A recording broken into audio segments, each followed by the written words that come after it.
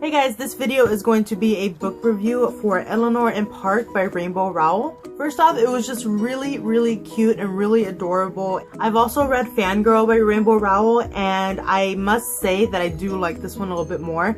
Probably just because I can relate to the character Kath a little bit more than maybe Eleanor or Park. Plus, this one took place in 1986, and this one is in the new world with Harry Potter type stuff and computers, so yeah, I think I like this one a little bit more. Not to say that this one wasn't awesome, because it was. I would give it a 5 out of 5 stars. Don't you just love the covers for these? They're just so adorable. Oh my goodness.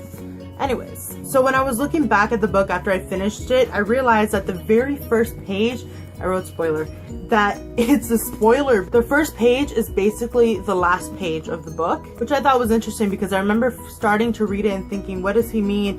Why did she ruin everything? Why is she gone? And then we get to, you know, when they first meet in August of 1986. So one thing I did notice was that the very first and the very last chapter of the book are told in Park's point of view, which I thought was pretty interesting. So we kind of start with Park and we end with Park. I don't really read too much contemporary, actually. Fangirl was the first real kind of contemporary that I had read in a while. The only other contemporary book series kind of deal that I remember being really into was the Sisterhood of the Traveling Pants series, and I haven't read the last one where they're like adults, because the books that I usually kind of read are either fantasy, the YA, or it's like historical fiction, kind of like The Book Thief or The Boy in the Striped Pajamas. Because if I read books that take place kind of like in the real world, I noticed that they usually have to do with darker or heavier subjects. I read the book Sold and The Kite Runner and other books like that. So yeah, ever since I joined BookTube, Rainbow Rowell has been kind of my introductory author to this new genre that I have never really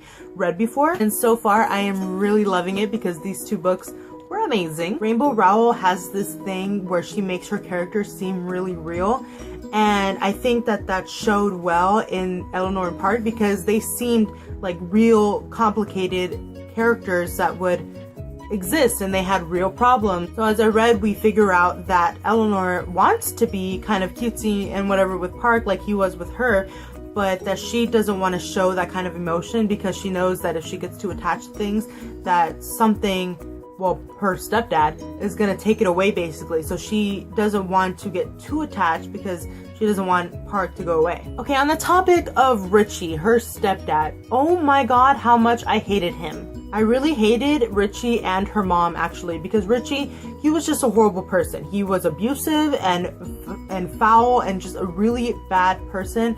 But on the other hand, her mom kind of let him. Maybe there was more to the story of why Eleanor's mom was staying with Richie, but from what we got from this story and Eleanor's point of view, she seemed like she was scared and that she didn't know what she would do if he wasn't there. And I couldn't stand that, because she could have taken him to court or something and said that he was abusive. He would have had to pay child support for all the kids that she has, and she could have gotten a job, gotten away from him, and basically just done whatever she had to do in order to protect her kids because they were scared of him. I mean, I don't understand what kind of mom lets the stepdad kick her own daughter out of the house. It was just absurd to me. Like, how do you let somebody treat your children that way? On the topic of parents, I did really love Park's parents. I thought they were really cute. His mom was adorable. I also really loved how Park's dad told Eleanor that she could stay at their house whenever she wanted because he knew how rich he was. I really liked how he invited her to their home and kind of treated her as their own because they knew what her life was like living with her stepdad and her mom. And also how at the end during Christmas time when Park's mom gave Eleanor the gift, I thought that was really sweet because we knew at the beginning that she didn't really care for Eleanor, but then she realized the kind of person that she was and the kind of people that she was living with and what she had to deal with.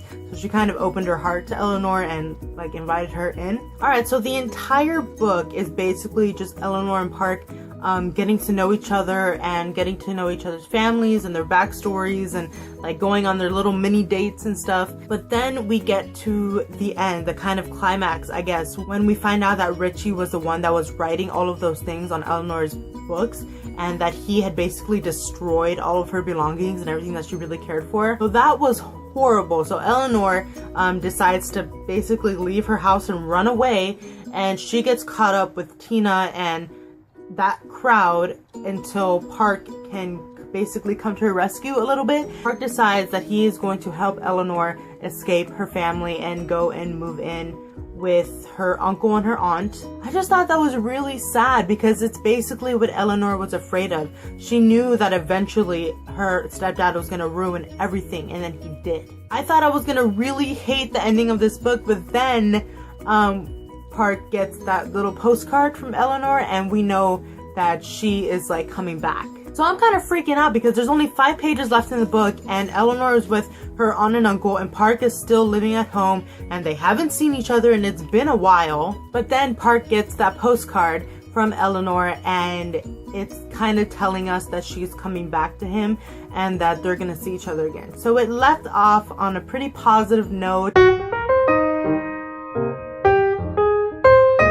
Alright, so I thought that the cover was just as cute and adorable as the book itself. We have Eleanor and we have Park and we have both of them with their headphones on and the wires of the headphones make this "and" for Eleanor and Park. Then we have this pretty basic kind of off-white yellowy kind of background. Really simple cover, but it's really cute. And I like how the color for where it says Eleanor, it's kind of like a reddish orange, kind of like for her hair. I really like how both of these books kind of have similar covers in that they're simple and that they have the cartoony characters in front and with the little bubbles with the words in them. And the way it's set where we have their backs towards us, it kind of reminds me of when the two of them were on the bus and everything bad, like Tina and all of those mean kids, were behind them and they were kind of just in their own world listening to music, talking about comic books. And so it reminds me of them on the bus and the kind of beginning of the relationship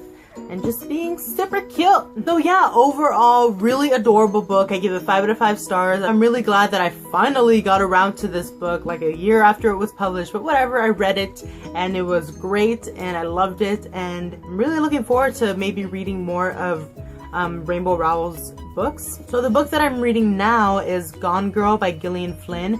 I am really pumped to read this book. I've only read the first chapter where it's like Nick's point of view, I guess. I don't know, I haven't read the rest of it. My mom actually wanted to go watch the movie, but I am like refusing to watch the movie until I read the book. And I am also trying to get through at least the first half of Mockingjay for the movie. Well, yeah, that was my book review for Eleanor and Park. Tell me what you guys thought of the book. Did you love it as much as I did? What were your favorite parts? Your least favorite parts? Did you like it, period? Thanks so much for watching and I will see you in my next video. Bye!